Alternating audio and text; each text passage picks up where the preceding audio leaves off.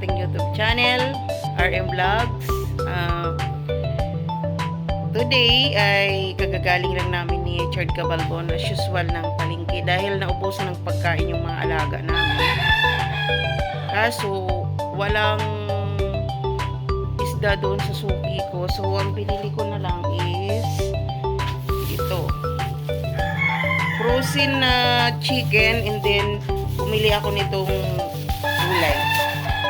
So yan,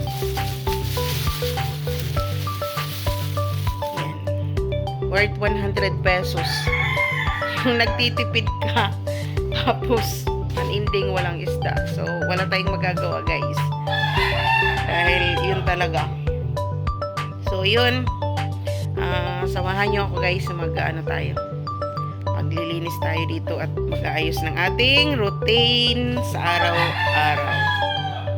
So tara guys.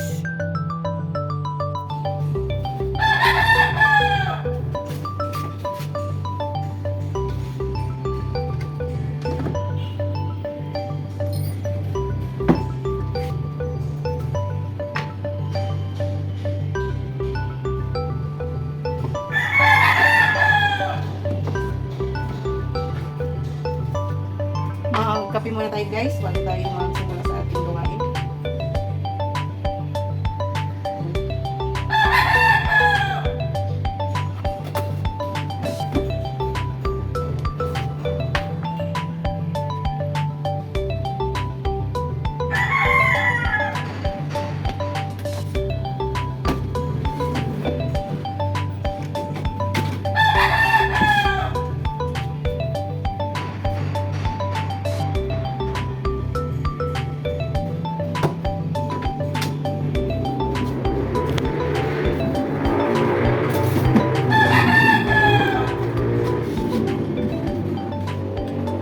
Guys, kape muna dahil nagugutom na ako.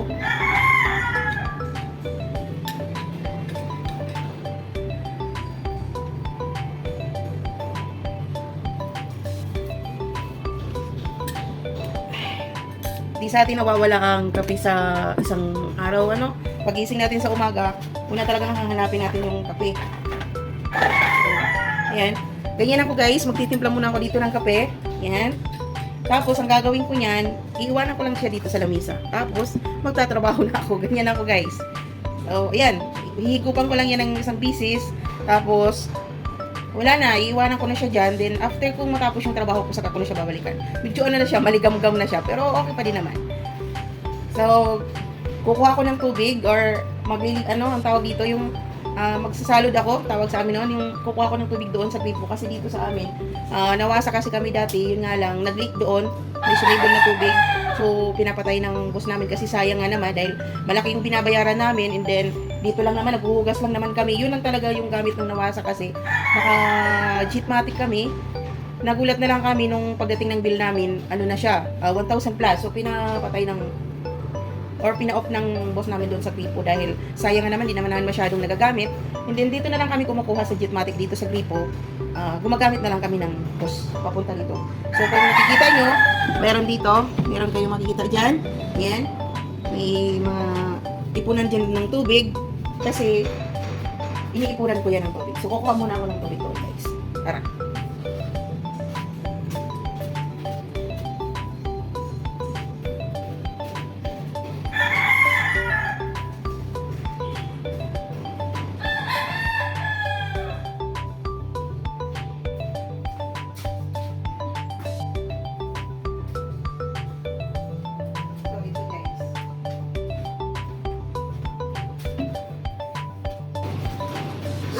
Yan guys, na siya. Umaagos na yun. Kita nyo guys. Then, maghuhugas na rin ako ngayon.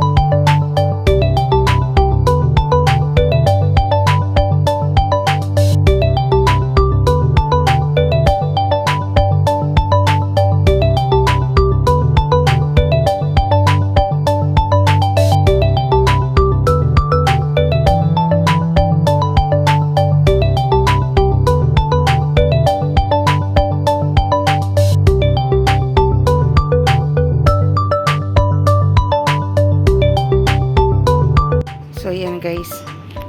Natadtad ko na pagkain ng mga alaga ko. Yan. Ngayon, lulutuin na natin yan.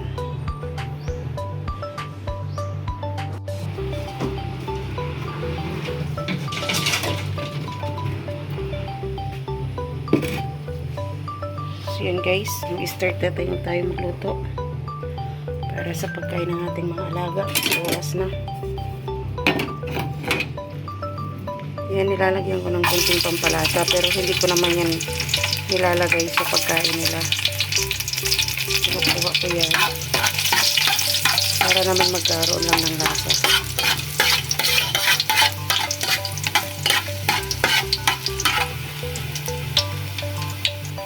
And then, lagyan na natin ito.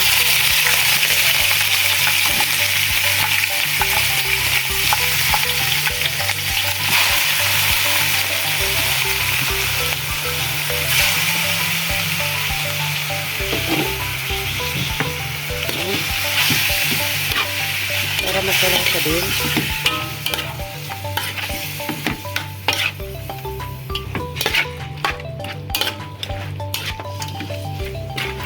Ito na kayo guys. Ariling sikap ko ng pagbibideo natin. Wala tayong videographer. Kaya so ayan, dahil wala tayong nakitang isla sa palengke, ito na muna yung papakain natin sa kanila. Mas maganda sana kung mayroong isda kasi dyan nagtitipid tayo ngayon. Pero wala eh. Ayan. Lagyan muna natin ng kunting asin. Kunting-kunti lang. So, ayan. Lagyan natin ng kunting asin. Okay.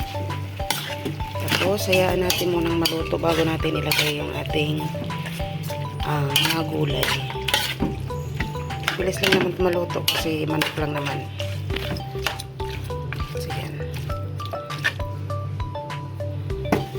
So, yan, takpan muna natin para kumulo. Yan. See you. So, yan na nga guys, ang update natin sa ating pagkain ng ating alaga. Yan. Ilalagay ko na yung sayuti, carrots, tsaka cauliflower. Ang ulam nila ay parang chop suey. Lagay, pusin natin. Yan.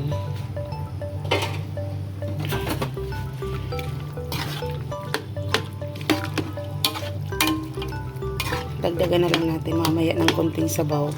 Tapos dagdagan na lang natin ulit ng kunting asin din. Kasi hindi naman pwede sa kanila yung sobrang tasty. Dapat yung mild lang. Kasi bawal talaga sa kanila yung may mga ingredients na pampaalat. So, ayan guys. Palalambutin ulit natin yan. Update ko kayo mamaya.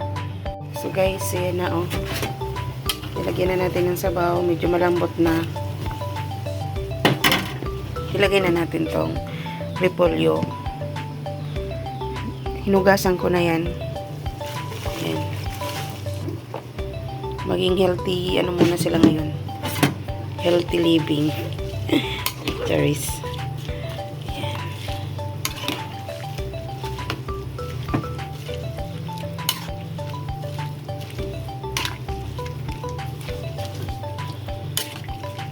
So, yan lang guys. Palulutuin ko muna yan. Tapos okay na rin. So that's it guys. Thank you for watching. Have a nice day. Bye bye.